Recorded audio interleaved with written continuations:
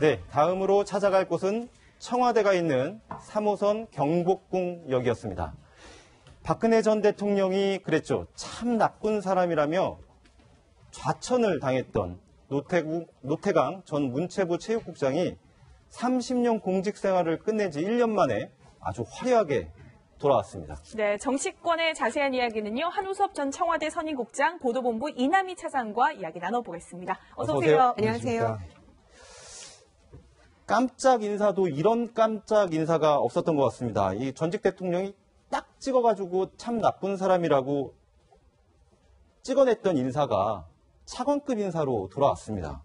네. 근데 최순실 국정농단 사건에서 김종 전 문체부 차관 바로 그 자리로 돌아온 거거든요. 네, 한때 그 왕차관이라고 불리던 김종 전 차관의 자리에 노태강 전 국장이 화려하게 1년 보니까 그 공직을 그만두고 1년 만에 다시 복귀를 하게 된 겁니다. 노태강 차관은 과거 2013년에요. 정유라 씨가 승마대에서 2등을 한 적이 있었는데 그때 판정 시비 논란이 일었습니다. 그런데 이 노태강 당시 국장은 아주 공평하게 그 승마협회 감사보고를 쓰면서 또 그 최순실 씨 측근 인사들의 문제점 또 반대편 문제점 여러 가지들을 다 조사를 해서 그 보고서를 올렸는데 최순실 씨 측도 비판을 했죠. 그런 부정적인 내용을 담아서 이제 나쁜 사람이라고 콕 찍힌 거죠. 그 이후에요. 이제 그 또 국립중앙박물관으로 또 좌천을 당했는데 거기서는 또 작년에 박근혜 전 대통령이 아주 관심을 갖고 있던 프랑스 관련 전시가 있었는데 이건 좀 상업적인 것 같습니다. 이렇게 반대를 했다가 그분 아직도 계시나요? 라는 얘기까지 들으면서 결국은 공직을 나올 수밖에 없었는데 지금 문재인 정부에서 문체부 제2차관으로 다시 화려하게 복귀를 하게 됐습니다. 네. 근데 사실 이제 최순실이라는 그렇죠. 존재가 알려지기도 전에 한참 전에 이 승마협회 최순실 관련 파벌을 없애야 된다고 보고를 했던 게 바로 노태강 국장이거든요. 이게 지금 최순실 국정농단 게이트 청문회 과정에서도 지난해 불거지기도 했습니다. 그 당시의 장면을 보시겠습니다. 증인이 뭘 잘못했다는 겁니까? 수첩을 보시고는 제 이름과 진재수 과장 이름을 직접 검증하면서 나쁜 사람이라고 하더라고. 네, 청문회에서 저 발언도 화제가 됐는데 제 눈에는요. 도종환 문체부 장관 후보자가 질문을 하고 그거에 대해서 이제 차관이 된 노태강 당시 그 전 체육국장이 답변을 하고 있는 모습이거든요. 어떻게 보셨습니까? 굉장히 그 두 분이 아마 이런 상황까지 예견을 하고 청문회를 했을지는 모르겠지만 그 국민들한테는 이제 주는 어떤 신호, 이 시그널 같은 게 있다 이런 생각이 들어요. 그러니까 대통령 입장에서는 아마 이번 그 인사를 통해서 잘못된 것은 바로 잡겠다 이런 신호를 확실히 줬다는 점에서 굉장히 좀 의미가 있다고 보고 어쨌든 이 사건을 통해서 그러니까 공무원도 어디에 줄대라는 것이 아니라 자신의 소신 있게 일을 해야 한다는 어떤 문화가 좀 자리 잡혔으면 하는 그런 생각도 드네요. 네. 그런데 이렇게 자신의 소신대로 일이라는 시그널이 될 수도 있겠지만 어떤 분들은 반대로 이게 문재인 정부의 또 다른 코드 인사가 아니냐.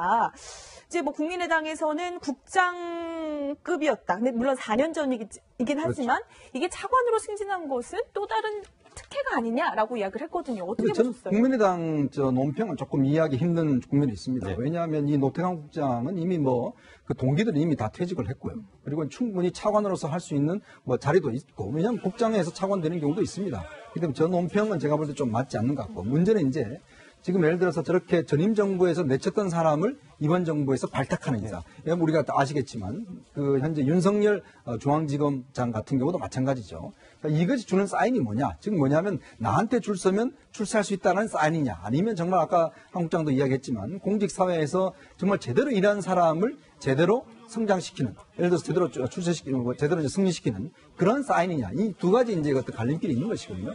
일단 현재까지로 볼 때는 정말 불편하고 부당한 어떤 이 지시에 대해서 거부를 하고 제대로 공무원 역할을 한 사람에 대해서는 충분히 승진의 기회를 주겠다. 저는 이런 사인으로 일단 익혀집니다. 근데 자칫 이게 이제 운영하다 보면 공무원들은 다 눈치를 볼 거 아니겠습니까? 앞으로 그럼 어떻게 해야 될 것이냐. 근데 자칫 만약에 예를 들어서 윤석열 지검장이나 이런 분들이 그럼 현 정부의 핵심 인사에 대해서 만약에 수사를 한다.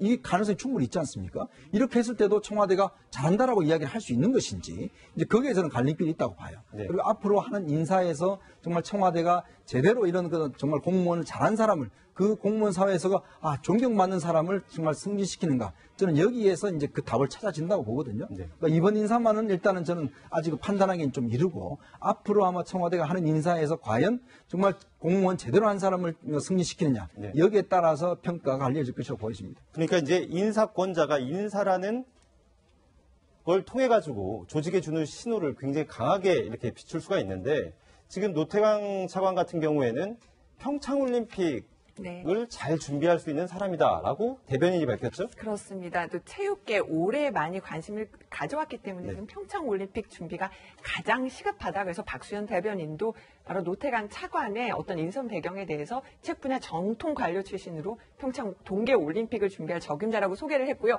오늘 채널A 취재진이 노태강 차관과 통화를 해봤는데 본인도 갑자기 얘기를 듣고는 가짜 뉴스인 줄 알았다. 이번 임명이요? 그렇죠. 네. 본인이 이렇게 차관이 될 거 상상도 못해서 가짜 뉴스인 줄 알았다. 이런 얘기까지 했다고 하는데 아마 본인도 굉장히 또 책임감 갖고 여러 가지 고민을 하면서 또 일을 해 가리라고 봅니다. 그러니까 기본적으로 그 노태강 국장이 체육 분야의 전문가예요. 네. 그리고 거기다가 이제 그 독일문화 원장을 하시면서 홍보 분야에서 상당한 이제 실적도 있었고 네. 평가를 좀 받는 것 같고 또 하나는 제가 좀 물어봤는데 조직 내에서도 상당한 정도의 어떤 인품이라든가 이런 신망이 있는 거예요. 그리고 아까 이제 특혜다 이런 얘기와 관련해서 좀 약간 안 맞는 측면이 있는 게 이분이 이제 행시 27기인데 김동연 장관 같은 경우에 행시 26기예요. 그러니까 큰 차이가 없고 거기다가 이 2013년에 좌천됐지만 그 이후에 만약에 계속 직무를 했다면 차관보 승진이라든가 가능했을 거고 그러니까 그런 측면은 좀 없다. 저는 그런 생각이 들어요. 네, 그런데 이제 돌이켜보면 이 노태강 차관뿐만이 아니었던 것 같습니다. 그러니까 문재인 대통령의 이런 의외의 인사 스타일이 보여지는 사례가 전에도 있었는데 당장 임명 소식 듣고도 이분 떠올렸을 수도 있었을 것 같습니다. 저희가 영상을 준비했는데요. 어떤 분인지 영상으로 만나보시겠습니다. 네, 대단히 사랑하고 있습니다. 혹시 사람에 충성하는 건 아니에요? 저는 사람에 충성하지 않기 때문에 예. 제가 오늘도 이런 말씀을 드리는 겁니다.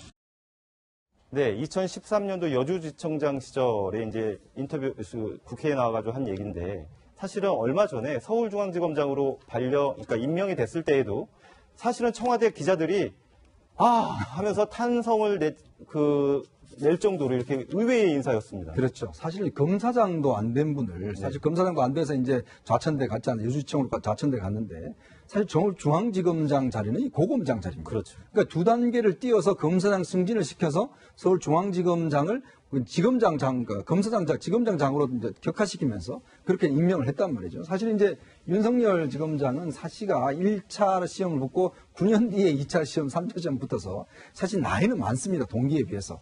그런데도 불구하고 이제 여러 기수 면에서 본다면 자기 밑에 있는 사람이 우리 기수가 더 앞서요. 사실 차장검사들이. 그러면서보다 굉장히 파격적인 인사였죠. 그렇지만 이제 검찰 내에서 아마 이제 문재인 대통령 입장에서 본다면 검찰을 뭔가 개혁해야 되겠다. 네. 그런 측면에서 본다면 사실 이제 국정원 댓글 사건 때문에 사실 좌천돼 가는 거 아니겠습니까? 그것도 특검에서 상당히 성과를 올렸고 그런 측면에서 이제 발탁 인사에 올린 것이죠. 바로 이제 우리가 이야기하는 노태강 국장도 마찬가지입니다. 어떤 면에서 공직사회에 상당히 충격을 주는 수 있는 인사인데 그래도 이제 그 두 분들이 나름대로 그 사회 내에서는 좀 인정받고 그다음 실력이나 이런 면에서는 인품에서는 인정받는 분들이기 때문에 나름대로 어떤 저항이나 이런 건 없었던 것 같아요. 근데 이제 너무나 이렇게 또 파격을 하다 보면 또 공직사회가 흐트러질 수가 있고 또 그분이 그만큼의 능력이 있느냐라고 할 경우는 좀 논란의 여지는 있습니다. 그렇지만 일단 지금까지의 인사로 볼 때는 좀 일단 개혁성과 함께 그래도 조직의 안정성을 같이 본 것이 아닌가 저는 그렇게 보여집니다. 네. 그러니까 이제 문재인 대통령의 인사 스타일 중에 하나가 로 꼽히는 것 같아요. 이 파격, 그 개혁을 염두에 둔 파격인데 사실은 이번에 이제 대통령이 된 이후에 이런 파격 인사도 있었지만 거슬러 올라가 보면 후보 시절에 대선 캠프 시절에도 저 사람 어떻게 발탁을 했지라고 깜짝깜짝 놀라는 맞습니다. 인사들이 꽤 있지 않았습니까? 바로 임수정 앵커 옆에 지금 그 면면이 준비가 되어 있는데 전인범 전 특정사령관 같은 경우는 당시에 이제 문재인 후보 대선 후보 지지 선언을 해서 굉장히 또 화제가 됐어요. 그러니까 박지만 씨가 박근혜 전 대통령의 동생인 박지만 씨가 6사 37기로 동기인데 그때 이제 승진은 되지 않았었고 물론 이제 사람들은 이제 보수 측 인사라고 다들 생각을 하고 있었는데 문재인 후보 지지 선언을 하니까 왜 그러느냐 이러고 여러 가지 뭐 댓글들도 달렸다고 하는데 어떤 문재인 당시 대선 후보의 안보부란 이미지를 씻어주는 역할을 하면서 주목을 받았습니다. 물론 전두환 전 대통령을 옹호하는 듯한 발언으로 본인이 이렇게 캠프에서 떠나기는 했지만 굉장히 화제를 모았고요. 두 번째 인물이죠. 바로 조응천 의원 같은 경우도 이제 정말 뭐 박근혜 정부 공직기강 비서관이었지만 여러 가지 그런 정윤회 묵건이나 이런 것 때문에 물러나게 됐죠. 그때 갑자기 허를 찌르면서 문재인 후보가 바로 조응천 의원을 발탁을 하고 민주당의 영입을 시도하면서 그때도 허를 찌르는 인사다 이런 화제를 모았었습니다. 지금 세 번째 인물 같은 경우는 김종인 전 대표 같은 경우도 지금은 문재인 대통령과 대선 때 마지막에는 결별을 하기는 했지만 박근혜 자신과 그 대선에서 겨뤘던 박근혜 대통령을 도왔던 바로 김종인 그 선대위원장을 본인이 그 총선을 앞두고 모시고 와서 또 김종인 대표가 이끄는 더불어민주당이 선거 승리를 이끌기도 해서 문재인 대통령 여러 가지로 허를 찌르는 그리고 적진에 있는 인사도 과감히 영입하는 그런 인선을 선보이기도 했었습니다. 네, 이 네 분 가운데 다른 사람 몰라도 조응천 전 공직기강 비서관, 지금 국회의원이 되셨는데 이 조응천 의원을 문재인 캠프에서 영입했을 때 청와대에서는 얼마나 불편했을까요? 그때 이제 조응천 전 의원이 전 비서관이었죠. 네. 이제 사실 퇴직하고 난 다음에 할 일이 없어서 왜냐하면 변호사 업무도 못 하고 하니까 뭘 했냐면 홍대 앞에서 이제 횟집을 했습니다. 수산물집을 했어요. 근데 이제 그때 양정철 전 비서관이라고 있죠. 그 문재인 핵심에서 그러다 결국 마지막에 문재인 당시 그 전 대표가 갑니다. 그 집에. 그래서 조응천 만나는 것이죠. 그리고 또 문재인 전 대표가 몇 번씩 찾아갑니다. 그래서 거기에 감독을 해서 조응천 전 비서관이 결국은 영입에 성공하게 된 것이거든요. 아마 제가 보기에는 아무래도 청와대에 있어 봤기 때문에 문재인 대통령도 조응천을 데려오면 정말 적진에서 어떤 면에서 핵심 정보를 표현해 올 수 있다. 그리고 우리도 중요한 무기를 가질 수 있다. 그런 판단을 한 것 같아요. 실제로 그게 현실화됐고 그러면서 본다면 조응천 전 비서관의 영입은 정말 제가 볼 때는 신의 한 수였다라고 보여집니다. 네. 이현종 의원께서 말씀하셨지만 이 조응천 전 공직기강 비서관을 영입하는데 상당한 공이 들은 것 같습니다. 그런데 한우석 국장께서는 청와대에서 실제로 근무를 해보셨잖아요. 그런데 같이 근무했던 동지가 어느 날 갑자기 상대편으로 넘어갔습니다. 어떻게 이걸 평가하십니까? 이게 사실은 조응천 비서관이기 때문에 파장이 컸다라고 봐야 될 겁니다. 왜냐하면 공직기강 비서관 아니었습니까? 그러니까 민정수석실에 있었고, 거기에 기본적으로 이제 민정수석실에서 공직감찰을 하는 데다가 그 인사검증도 하고, 그 다음에 그 대통령 친인척들을 관리하는 역할까지. 그러니까 상당한 정도로 감히 정권 핵심부가 아니면 접근할 수 없는 정보들을 다 갖고 있는 거예요. 그러니까 그만큼 이제 파괴력이 있었다고 이렇게 봐야 되는 거죠. 근데 다만 이제 이렇게 좀 봐야 될 것 같아요. 그러니까 선거 과정에서 영입이나 상대 진영에 있는 사람들을 데리고 오려고 하는 몇 가지 이유들이 있어요. 그러니까 그 사람을 데리고 왔을 경우에 뭔가 우리의 어떤 이미지를 보강하는, 지금 아까 이제 안보 이미지를 보강했던 것처럼, 박근혜 대통령 같은 경우는 2012년에 김종인 전 대표를 영입해서 경제민주화라는 이미지를 확 보강했지 않습니까? 이런 측면이 하나 있고, 또 하나는 이게 일종의 지지층의 확산이라는 측면이 있어요. 그러니까 그분이 갖고 있는 네트워크라든가 이런 걸 통해서 지지층을 확산하려고 하는 측면이 있고, 세 번째로는 결국은 정보입니다. 그러니까 적진이 어떻게 움직이는지, 어떻게 조직되어 있는지, 그 속에 고급 정보들은 또 어떻게 되어 있는지를 정확히 아는 것이 그 싸움을 하는 데서 굉장히 중요한 거예요. 그러니까 그런 면에서 조응천만한 사람이 사실 없었던 거예요. 그러니까 말씀하신 대로 신의 한 수였던 건 확실한 것 같습니다. 네.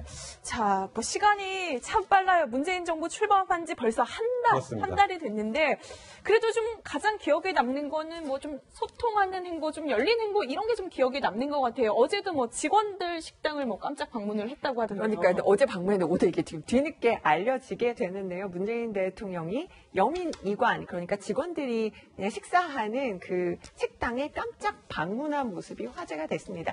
여기서 뭐 이정도 비서관 또 임종석 실장하고요 같이 밥 직접 떠서 같이 먹으면서 얘기하면서, 물론 이 예산 같은 거 알뜰하게 써야 되지만 후생 복지 같은 것들 좀 잘 챙겨줬으면 좋겠다, 이렇게 얘기를 했다고 하고요. 제가 저기 있던 한 분 청와대 관계자가 지금 좀 전에 통화를 해봤는데 메뉴가 어제는 짜장밥이었다고 하네요. 그래서 짜장밥을 같이 먹으면서 이렇게 또 깜짝 방문해서 직원들의 어떤 어려운 점을 들었다고 하는데, 옆에서 지금 밥 먹고 있는 임종석 비서실장이 보이는데, 어제 이제 임종석 비서실장이 굉장히 피곤해서 빨리 밥 먹고 쉬어야지 이렇게 생각을 했다가 지금 문 대통령 딱 만나서 어제 1시간 동안 또 산책까지 같이 했다고 합니다. 네.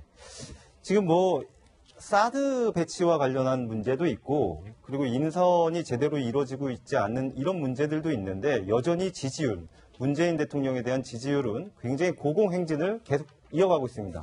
이남희 차장이 좀 설명을 해주시죠. 네, 지지율 이제 어제 또 그 갤럽 여론조사가 나왔는데요. 이제 취임 한 달 맞은 지지율인데 지지율 82%가 잘하고 그러니까 있다. 6월 첫째 주에는 84%에서 소폭 떨어지긴 했지만 둘째 주에는 네. 여전히 80%가 넘는 수준이네요. 그러니까 역대 대통령들 취임 한 달 수준 비교했을 때도 가장 지금 높은 수치라고 지금 여론조사 기관에서도 지금 밝히고 있습니다. 설명을 하고 있고 이렇게 또 높은 평가가 나오는 데는 조금 전에 보여드렸던 그런 화면처럼 네. 문재인 대통령의 어떤 좀 격이 없는 소통 행보 같은 것들이 화제가 됐고요. 오늘도 조금 전에 우리가 그 60 행사에서도 보여드렸다시피 그 유가족들과 함께 같은 자리에 앉는다거나 6월 6일 날 현충일 때도 보면은 몸이 불편한 유공자를 위해서 본인이 직접 가서 이렇게 네. 증서를 드린다거나 이렇게 좀 몸을 낮추고 겸손한 권력의 모습을 보여주는 것도 국민들과 이렇게 공감하는 그런 모습을 노력이죠. 보여주는 것도 아마도 이제 좀 긍정 평가를 받는 좀 높은 이유로 보입니다. 네.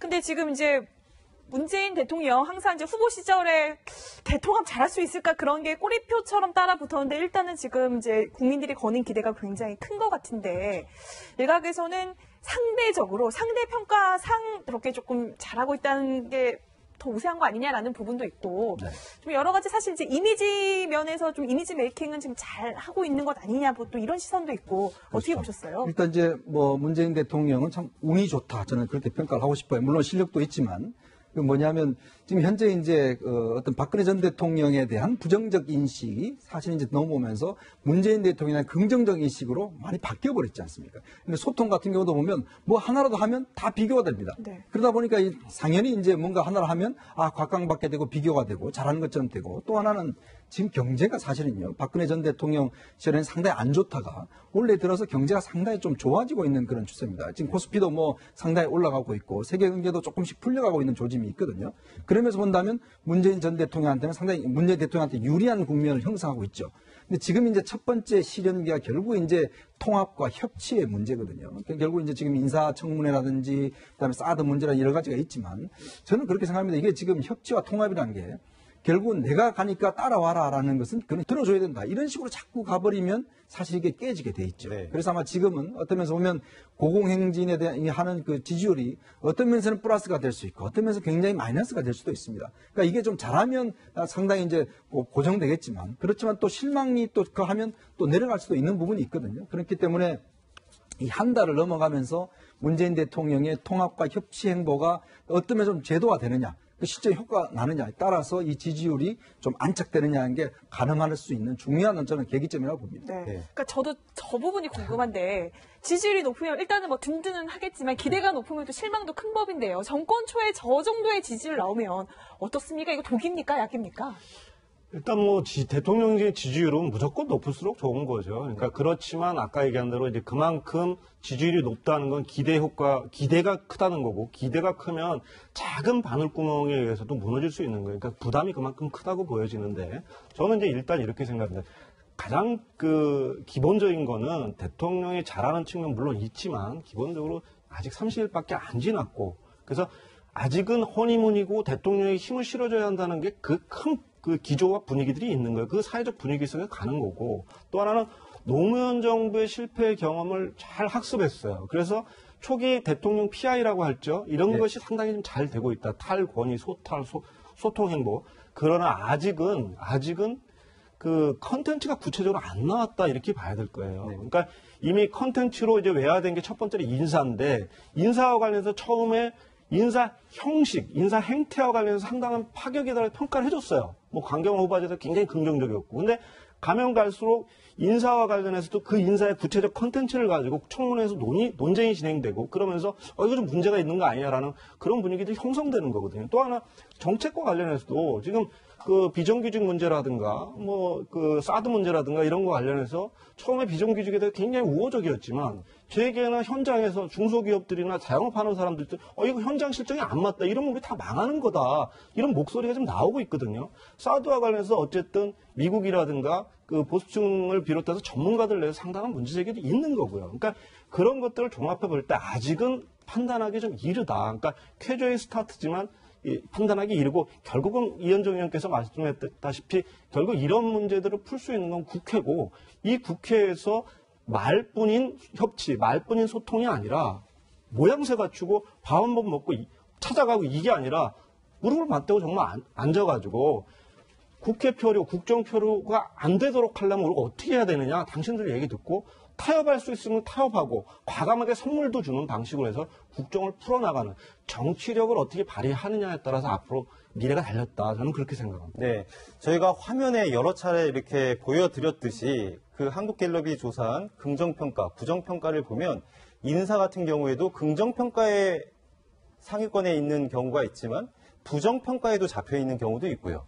그리고 공약 실천이 긍정평가의 그 요소가 되는 반면에 그게 부정평가에서는 과도한 개혁이다라고 이렇게 또 지적받는 경우들도 있습니다. 좀 양면이 다 있는 것 같습니다. 우보수 지지층의 또 생각이 다르기 그렇죠. 때문에 문 대통령이 하고 있는 여러 가지 일들에 대해서도 비판이 엇갈리는 걸 거고요. 또 인사 부분에 있어서는 기대치가 높은 측면도 있어요. 그대가 공직 5대 그 문제되는 것들은 배제하겠다 원칙을 내세웠는데 그것을 또 뭔가 말을 맞추지 못하는 것 때문에 비판도 나와서 이거는 또 본인을 지지했던 층과 또 지지하지 않았던 층을 양쪽을 또 만족시켜야 되기 때문에 문 대통령의 좀 고민도 커질 것 같습니다. 네. 그래도 총점은 여전히 80점이 넘는 고공행진을 벌이고 있습니다. 그런데 이분의 기여가 네. 어느 정도 숫자로 저희가 정확히 말을 할 수는 없어요. 그런데 분명히 기여하고 있는 거는 분명한 것 같습니다. 한번 영상으로 만나보시겠습니다. 자랑스러운 국가 유공자의 유족분들, 보훈단체 회장님들, 안녕하세요. 청와대를 방문해 주셔서 감사드리고 이렇게 뵙게 돼서 정말 영광스럽습니다. 대통령께서도 같은 마음이십니다. 대통령께서는 이번 현충일 추념사를 통해 보훈이야말로 국민 통합을 이루고 가장 강한 국가로 가는 길이라고 강조하셨습니다. 대통령께서는 지금의 대한민국이 있게 만든 모든 애국자분들께 마음의 훈장을 달아주셨습니다. 네. 문재인 대통령 후보 시절에는 호남특보라는 별명을 가졌고요. 그리고 청와대에 들어가서는 여러 가지 소탈한 행보 때문에 대통령 자체의 이미지를 더 좋게 만드는 그 인물이 되고 있다. 이런 평가가 나오고 있습니다. 정말 문재인 대통령 결혼 잘하시고 지금 이 하는 걸 보면 사실 이제 어머니와 같은 역할들 챙기고 다독거려주고 위로를 주고 눈물을 흘리고 이런 역할들을 사실 김정수가 하고 있지 않습니까? 이게 공감 능력이거든요. 네. 그러니까 옛날에 보면 이제 보통 퍼스트 레이디들이 보면 이제 한복 입고 뭐 이렇게 좀 좋은 자리에 가서 이야기를 하고 하는데 사실 김정수 여사 같은 경우는 굉장히 뭔가 친근한 이웃집 아주머니 같은 그런 이미지를 주고 또 저는 하나하나 행동 자체가 보면 정말 격식이 없이 그냥 자연스러운 행동 같이 보이지 않습니까? 왜냐하면 사람들이 사실 입방아 올리기를 좋아하거든요. 대통령이 부인다 그러면 뭐 옷이 어떻다, 어디 메이커냐 뭐 등등한데 사실 이제 있는 그대로의 생활을 뭐 직접 본인이 그냥 카트 끌기도 하고 짐 들기도 하고 마을 사람들 만나서 포옹하기도 하고 눈물을 흘리고 이런 모습을 보여주는 게 저는 문재인 대통령의 어떤 정책적인 딱딱한 측면들을 보완해주는 그런 면에서 본다면 정말 문재인 대통령의 80% 이 인기에는 제가 볼 때 거의 50% 이상은 아마 김정숙 여사가 정말 만들어준 것이 아닌가. 그러면서 본다면 참 김정숙 여사 효과를 초기에 굉장히 톡톡하게 보고 있다. 그렇게 좀 보여집니다. 네, 이 80%의 지지율 중에서 50%의 기여. 이거는 어디까지나 이현종 의원의 의견이었습니다.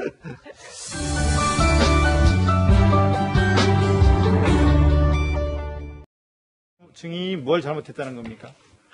수첩을 보시고는 제 이름과 진재수 과장 이름을 직접 검명하면서 나쁜 사람이라고 하더라고. 네, 청문회에서 저 발언도 화제가 됐는데 제 눈에는요. 도종환 문체부 장관 후보자가 네. 질문을 하고 그거에 대해서 이제 차관이 된 노태강 당시 그 전 체육국장이 답변을 하고 있는 모습이거든요. 어떻게 보셨습니까? 굉장히 그 두 분이 아마 이런 상황까지 예견을 하고 청문회를 했을지는 모르겠지만 그 국민들한테는 이제 주는 어떤 신호, 이 시그널 같은 게 있다 이런 생각이 들어요. 그러니까 대통령 입장에서는 아마 이번 그 인사를 통해서 잘못된 것은 바로 잡겠다 이런 신호를 확실히 줬다는 점에서 굉장히 좀 의미가 있다고 보고 어쨌든 이 사건을 통해서 그러니까 공무원도 어디에 줄대라는 것이 아니라 자신의 소신 있게 일을 해야 한다는 어떤 문화가 좀 자리 잡혔으면 하는 그런 생각도 드네요. 네. 네. 그런데 이렇게 자신의 소신대로 일이라는 시그널이 될 수도 있겠지만 어떤 분들은 반대로 이게 문재인 정부의 또 다른 코드 인사가 아니냐.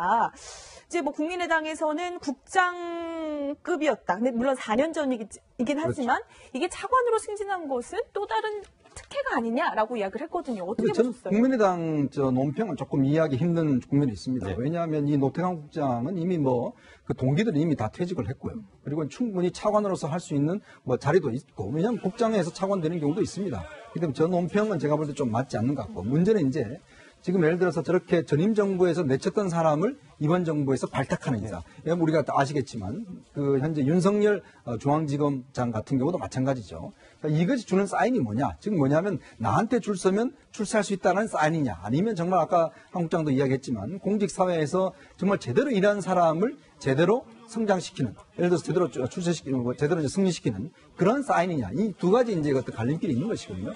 일단 현재까지로 볼 때는 정말 불편하고 부당한 어떤 이 지시에 대해서 거부를 하고 제대로 공무원 역할을 한 사람에 대해서는 충분히 승진의 기회를 주겠다. 저는 이런 사인으로 일단 익혀집니다. 근데 자칫 이게 이제 운영하다 보면 공무원들은 다 눈치를 볼 거 아니겠습니까? 앞으로 그럼 어떻게 해야 될 것이냐. 근데 자칫 만약에 예를 들어서 윤석열 지검장이나 이런 분들이 그럼 현 정부의 핵심 인사에 대해서 만약에 수사를 한다. 이 가능성이 충분히 있지 않습니까? 이렇게 했을 때도 청와대가 잘한다라고 이야기를 할 수 있는 것인지, 이제 거기에 저는 갈림길이 있다고 봐요. 네. 그리고 앞으로 하는 인사에서 정말 청와대가 제대로 이런 정말 공무원을 잘한 사람을, 그 공무원 사회에서 존경받는 사람을 정말 승진시키는가. 저는 여기에서 이제 그 답을 찾아진다고 보거든요. 네. 그러니까 이번 인사만은 일단은 저는 아직 판단하기는 좀 이르고, 앞으로 아마 청와대가 하는 인사에서 과연 정말 공무원 제대로 한 사람을 승진시키느냐. 네. 여기에 따라서 평가가 알려질 것이라고 보여집니다. 그러니까 이제 인사권자가 인사라는 걸 통해 가지고 조직에 주는 신호를 굉장히 강하게 이렇게 비출 수가 있는데, 지금 노태강 차관 같은 경우에는 평창올림픽을 네. 잘 준비할 수 있는 사람이다라고 대변인이 밝혔죠. 그렇습니다. 또 체육계 오래 많이 관심을 가져왔기 때문에 지금 평창올림픽 준비가 가장 시급하다. 그래서 박수현 대변인도 바로 노태강 차관의 어떤 인선 배경에 대해서 책 분야 정통 관료 출신으로 평창 동계올림픽을 준비할 적임자라고 소개를 했고요.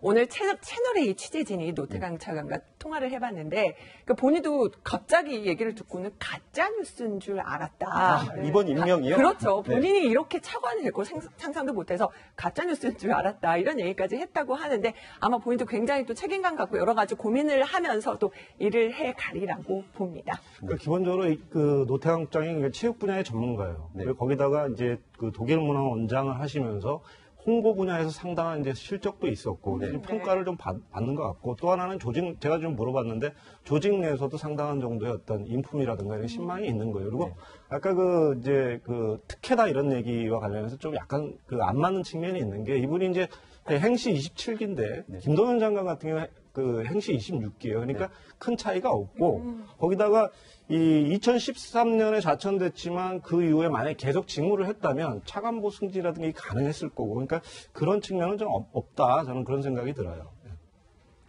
네, 그런데 이제 돌이켜보면 이 노태강 차관뿐만이 아니었던 것 같습니다. 그러니까 문재인 대통령의 이런 의외의 인사 스타일이 보여지는 사례가 전에도 있었는데, 당장 임명 소식 듣고도 이분 떠올렸을 수도 있었을 것 같습니다. 저희가 영상을 준비했는데요. 어떤 분인지 영상으로 만나보시겠습니다. 네, 대단히 사랑하고 있습니다. 혹시 사람에 충성하는 건 아니에요? 저는 사람에 충성하지 않기 때문에 예. 제가 오늘도 이런 말씀을 드리는 겁니다.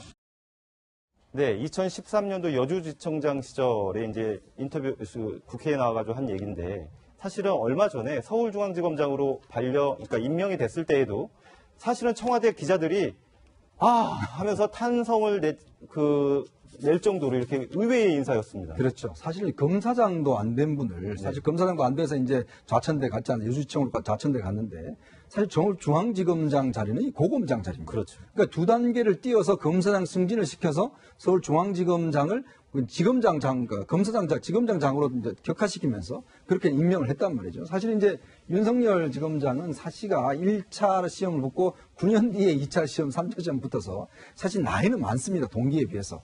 그런데도 불구하고 이제 여러 기수 면에서 본다면 자기 밑에 있는 사람이 우리 기수가 더 앞서요. 차장 검사들이. 그러면서마다 굉장히 파격적인 인사였죠.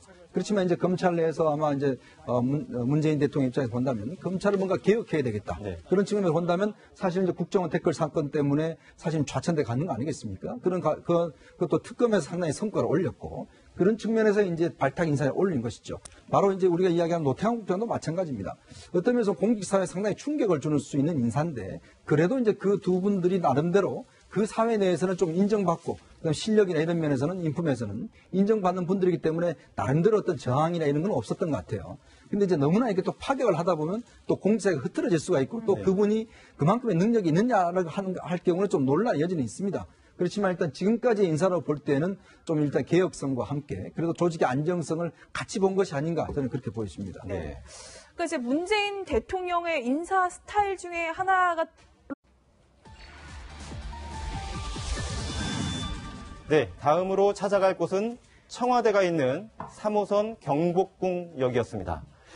박근혜 전 대통령이 그랬죠. 참 나쁜 사람이라며 좌천을 당했던 노태강 전 문체부 체육국장이 30년 공직 생활을 끝낸 지 1년 만에 아주 화려하게 돌아왔습니다. 네, 정치권의 자세한 이야기는요. 한우섭 전 청와대 선임국장 보도본부 이남희 차장과 이야기 나눠보겠습니다. 어서 오세요. 안녕하세요.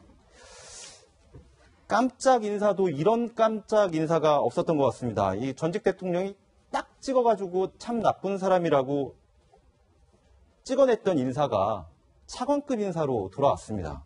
그런데 최순실 국정농단 사건에서 김종 전 문체부 차관 바로 그 자리로 돌아온 거거든요. 네, 한때 그 왕차관이라고 불리던 김종 전 차관의 자리에 노태강 전 국장이 화려하게 1년 보니까 그 공직을 그만두고 1년 만에 다시 복귀를 하게 된 겁니다. 노태강 차관은 과거 2013년에요. 정유라 씨가 승마대에서 2등을 한 적이 있었는데 그때 판정 시비 논란이 일었습니다. 그런데 이 노태강 당시 국장은 아주 공평하게 그 승마협회 감사보고를 쓰면서 또 그 최순실 씨 측근 인사들의 문제점 또 반대편 문제점 여러 가지들을 다 조사를 해서 그 보고서를 올렸는데 최순실 씨 측도 비판했죠. 그런 부정적인 내용을 담아서 이제 나쁜 사람이라고 콕 찍힌 거죠. 그 이후에요. 이제 그 또 국립중앙박물관으로 또 좌천을 당했는데 거기서는 또 작년에 박근혜 전 대통령이 아주 관심을 갖고 있던 프랑스 관련 전시가 있었는데 이건 좀 상업적인 것 같습니다. 이렇게 반대를 했다가 그분 아직도 계시나요? 라는 얘기까지 들으면서 결국은 공직을 나올 수밖에 없었는데 지금 문재인 정부에서 문체부 제2차관으로 다시 화려하게 복귀를 하게 됐습니다. 네. 근데 사실 이제 최순실이라는 존재가 알려지기도 전에 한참 전에 이 승마협회 최순실 관련 파벌을 없애야 된다고 보고를 했던 게 바로 노태강 국장이거든요. 이게 지금 최순실 국정농단 게이트 청문회 과정에서도 지난해 불거지기도 했습니다. 그 당시의 장면을 보시겠습니다. 로 꼽히는 것 같아요. 이 파격, 그 개혁을 염두에 둔 파격인데 사실은 이번에 이제 대통령이 된 이후에 이런 파격 인사도 있었지만 거슬러 올라가 보면 후보 시절에 대선 캠프 시절에도 저 사람 어떻게 발탁을 했지라고 깜짝깜짝 놀라는 인사들이 꽤 있지 않았습니까? 바로 임수정 앵커 옆에 지금 그 면면이 준비가 되어 있는데 전인범 전 특정사령관 같은 경우는 당시에 이제 문재인 후보 대선 후보 지지 선언을 해서 굉장히 또 화제가 됐어요. 그러니까 박지만 씨가 박근혜 전 대통령의 동생인 박지만 씨가 육사 37기로 동기인데 그때 이제 승진은 되지 않았었고 물론 이제 사람들은 이제 보수 측 인사라고 다들 생각을 하고 있었는데 문재인 후보 지지 선언을 하니까 왜 그러느냐 이러고 여러 가지 댓글들도 달렸다고 하는데 어떤 문재인 당시 대선 후보의 안보부란 이미지를 씻어주는 역할을 하면서 주목을 받았습니다. 물론 전두환 전 대통령을 옹호하는 듯한 발언으로 본인이 이렇게 캠프에서 떠나기는 했지만 굉장히 화제를 모았고요. 두 번째 인물이죠. 바로 조응천 의원 같은 경우도 이제